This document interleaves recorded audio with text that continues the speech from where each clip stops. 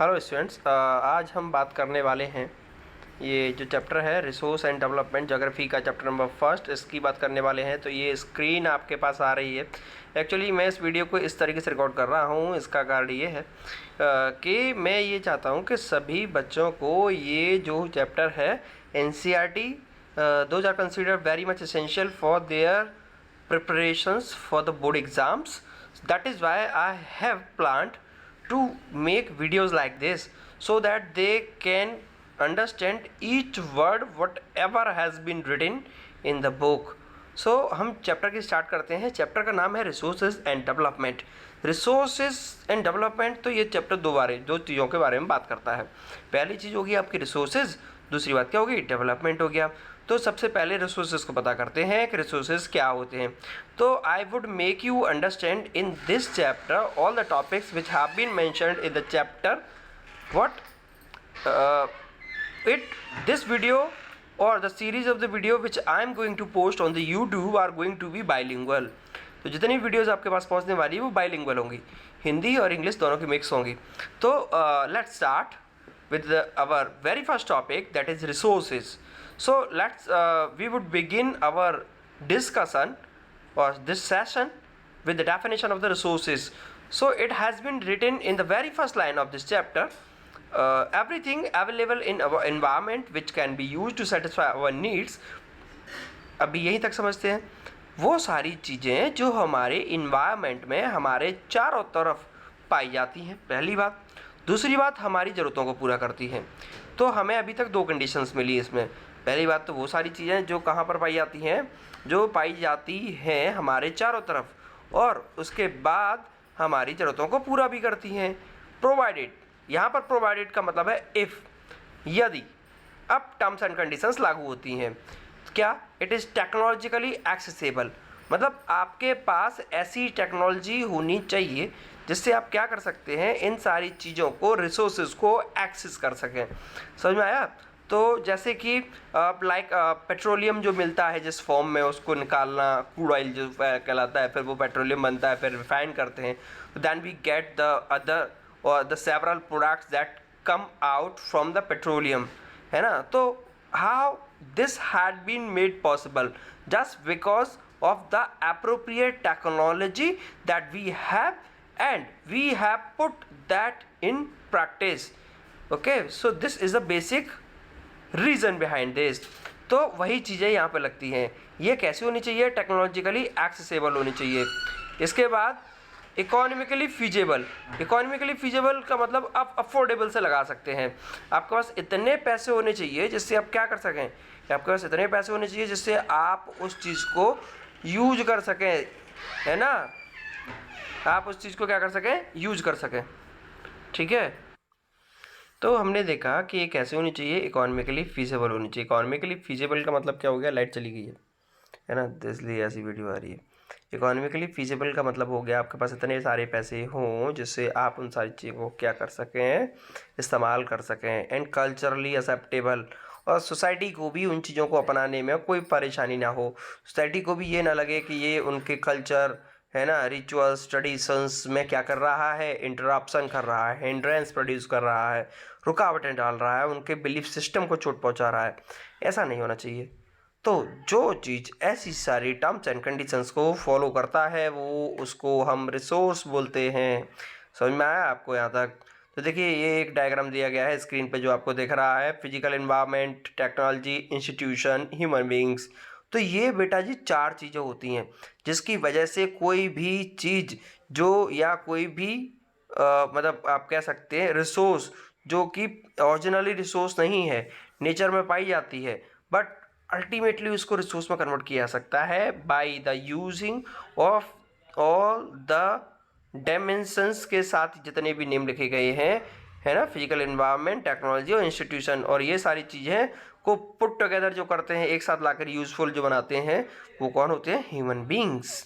ठीक है, तो इसके बाद आपको बड़ा सुंदर सा ये चार्ट दिखाया गया है, figure number 1.2। You can see classification of resources. तो यहाँ से एक बार आइडिया ले लेते हैं।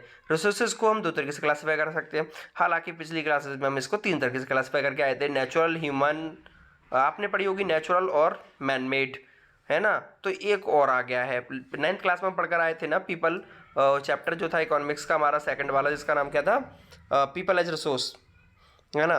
तो पीपल एज रिसोर्स का मतलब क्या हो गया, पीपल मतलब ह्यूमन हो गया, तो ह्यूमन भी रिसोर्स कहलाते हैं, इसीलिए उसने अभी नेचुरल ह्यूमन का दिया है ना क्लासिफिकेशन। तो नेचुरल को आप रिन्यूएबल नॉन रिन्यूएबल में क्लासीफाई कर सकते हैं। रिन्यूएबल नॉन रिन्यूएबल क्या हो सकता है, वर्ड से समझ सकते हैं। री मतलब दोबारा, न्यू मतलब नया, एबल मतलब किया जा सकता है। तो जिन सारी चीज़ों को हम दोबारा नया कर सकते हैं, मतलब बार बार इस्तेमाल कर सकते हैं, है ना, वो सारी चीज़ें नॉन क्या कहलाती है, रिन्यूएबल कहलाती हैं।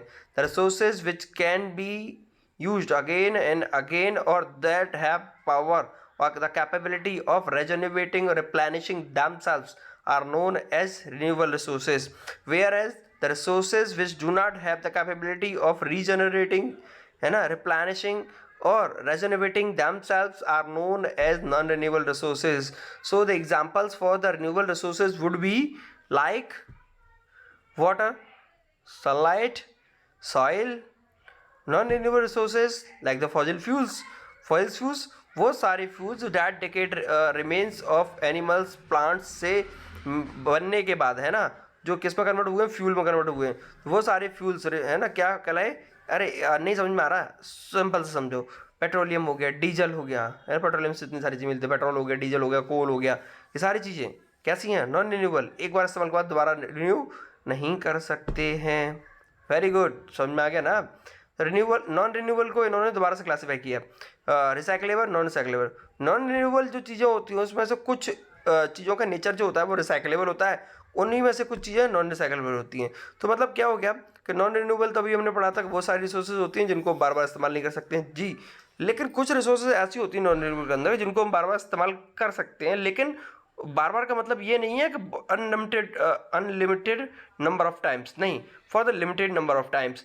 जैसे कि जिन चीज़ों का नेचर खत्म होने का होता है, जैसे कि मेटल्स हो गया, तो मेटल का नेचर खत्म होने का होता है, ऑब्वियसली खत्म होगी वो और जल्दी खत्म होगी, लेकिन उसको हम कुछ टाइम इस्तेमाल कर सकते हैं, है ना। लाइक आयरन, आपने देखा है कि हम आयरन की कुछ खरीद के लेकर आते हैं, तो उसमें क्या होता है, रस्टिंग वस्टिंग हो जाती है, तो हम कबाड़े वाले को, जंग यार्ड को बेच देते हैं, है ना, वो जो लोग आते हैं तो उनको बेच देते हैं, तो वो क्या करता है, कुछ पैसे में उसको ले जाता है।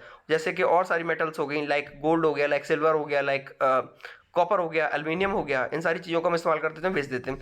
तो आपने देखा कि जब हम उसको ओरिजिनल खरीद कर लेकर आए थे फर्स्ट टाइम में, तो उसका वेट कुछ और था, लेकिन जब हमने उसको बेचा, है ना, तो उसका वेट कम था।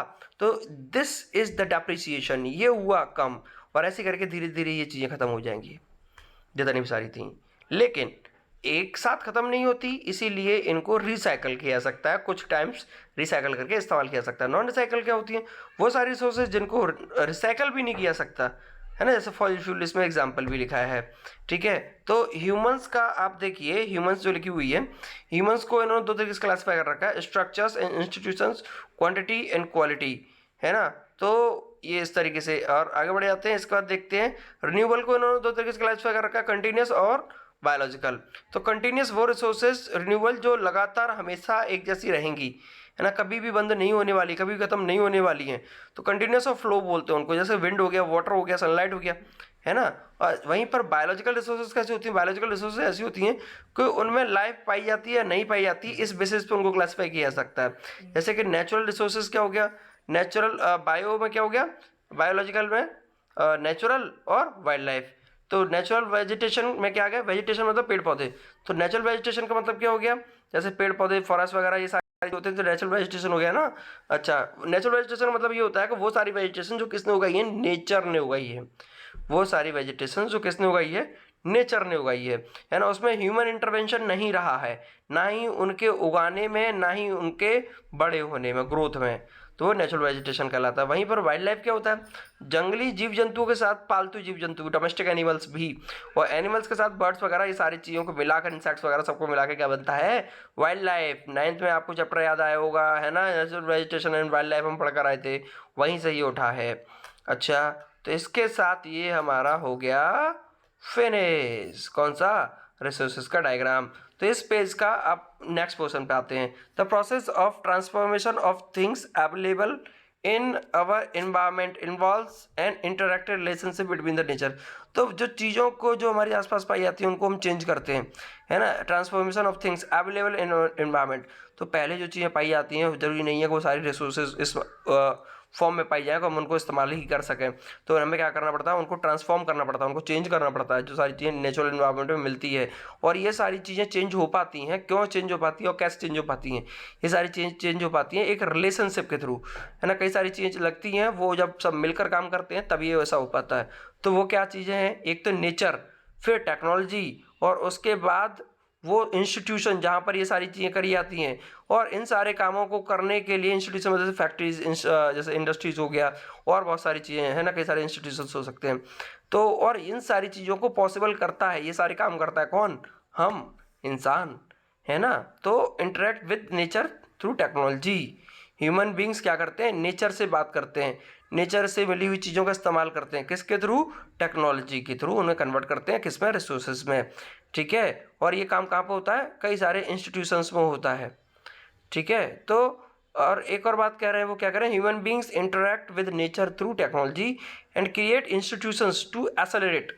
और ये सारा काम जब होता है तो क्या होता है, देश की इकोनॉमी जो होती है, पैसे जो देश के पास जो कमाता है कंट्री, वो भी बढ़ते हैं, है ना। तो कुछ लोग क्या करते हैं, जितनी सारी रिसोर्सेज होती हैं वो ये सोचते हैं कि ये सारी क्या है, फ्री गिफ्ट ऑफ नेचर है। फ्री गिफ्ट ऑफ नेचर का मतलब क्या हो गया कि उन्हें इसके पैसे नहीं देने पड़ते ना, जैसे कि हवा के किसी को पैसे नहीं देने पड़ते, जैसे सनलाइट के किसी को पैसे नहीं देने पड़ते, जैसे कि ज़मीन से पानी जो मिलता है उसके किसी को पैसे नहीं देने पड़ते। तो लोग इनको फ्री का समझते हैं, तो बहुत ज़्यादा इस्तेमाल करते हैं ना, over use, miss use, exploitation करते हैं, है ना। तो क्या होती हैं, कुछ चीज़ों का नेचर अभी हमने पढ़े, कुछ रिन्यूएबल होती हैं, कुछ नॉन रिन्यूएबल होती हैं, है ना। कुछ चीज़ें जो रिन्यूएबल हैं, तो वो रिन्यूएबल होने के साथ साथ क्या है, उनको रिन्यू होने में भी एक पर्टिकुलर टाइम पीरियड होता है उसका, है ना। उसको फिक्स टाइम चाहिए होता है, उसी टाइम में वो क्या हो सकती है, रिन्यू हो सकती है। जैसे वाटर अपनी क्वालिटी को इनरिच करने के लिए उसका पर्टिकुलर टाइम होता है, लेकिन जितना टाइम उसको अपनी क्वालिटी अच्छा करने के लिए चाहिए होता है, उससे पहले ही हम उसे पल्यूट कर देते हैं, उससे कहीं पहले। तो वाटर अपने आप को पल्यूट से अनपल्यूट नहीं कर पाता। जैसे कि पेड़ पौधे होते हैं, तो पेड़ पौधे क्या होते हैं, हम काट देते हैं, हम जड़ से काटने की बात नहीं कर रहे हैं, कट करने की, है ना। तो वो अपने आप दोबारा उगाते हैं, दोबारा बड़े उगाते हैं, लेकिन जिस स्पीड से हम उनको काट रहे हैं, है ना, उस स्पीड से वो बढ़ते नहीं हैं, ठीक है। तो इसीलिए ये कह रहे थे, समझ में आया आपको। तो क्या कह रहे हैं ये, do you think that resources are free gift of nature, क्या आप भी सोचते हैं कि रिसोर्सेज क्या है, फ्री गिफ्ट है, किसका, नेचर का, as it is assumed by many, जैसा कि बहुत सारे लोगों को सारा सोचा जाता है, जैसे बहुत सारे लोग मानते हैं इस बात को। They are not, resources free gift नहीं होते, resources are a function of human activities, resources वो सारी चीज़ें हैं जिनको रिसोर्स बनाया गया है इंसानों ने काम कर कर।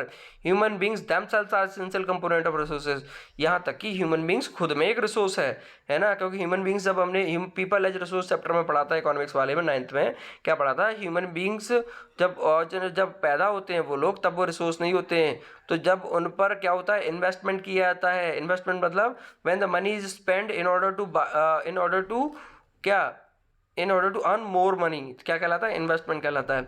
तो इंसानों पर जब वो पैदा होते हैं तो उनके ऊपर इन्वेस्टमेंट किया जाता है in the form of education, health and training, and after that they are converted into resources, ठीक है। तो यही वो कह रहे थे, दे क्या है, they transform material in our environment into resources. Human beings क्यों एसेंशियल कंपोनेंट है, एसेंशियल मतलब इंपॉर्टेंट कंपोनेंट है किसका, रिसोर्स का, क्योंकि इनको जो भगवान ने वरदान दिया है वो किसी के पास नहीं है। इनके पास एक कैपेबिलिटी है, क्या है, कि ये अनयूजफुल थिंग्स को भी रिसोर्सेज में कन्वर्ट कर सकते हैं, जबकि कोई भी ऐसी चीज़ नहीं है जो अनयूजफुल रिसोर्सेज को क्या कर सके, किसमें, रिसोर्सेज में कन्वर्ट कर सके। समझ में आता है, अच्छा। Environment into resources use them, ठीक है। अब इसका क्लासिफिकेशन, तो रिसोर्सेज का क्लासिफिकेशन किया गया है, तो किस बेसिस पे किया गया है, ऑरिजिन के बेसिस पे दो टाइप से किया गया है, बायोटिक, एबायोटिक, है ना। एग्जॉस्टिबिलिटी खत्म होने के बेसिस पर कि खत्म होंगी कि नहीं होंगी, तो रिन्यूएबिलिटी, नॉन रिन्यूएबल, रिन्यूएबल और नॉन रिन्यूएबल, ठीक है भाई। इसके बाद बेटा जी तीसरे टाइप का जो डिवीजन है वो है ओनरशिप का, कि कौन किस रिसोर्स का मालिक है। तो इसके 4 टाइप के हैं ये, है ना। एक तो इंडिविजुअल हो गया, कम्युनिटी हो गया, नेशनल हो गया, इंटरनेशनल हो गया, और चौथा वाला है किसके बेस पर, स्टेटस ऑफ डेवलपमेंट के बेस पर। स्टेटस ऑफ डेवलपमेंट मतलब पोटेंशियल डेवलप्ड स्टॉक और रिजर्व्स, ठीक है।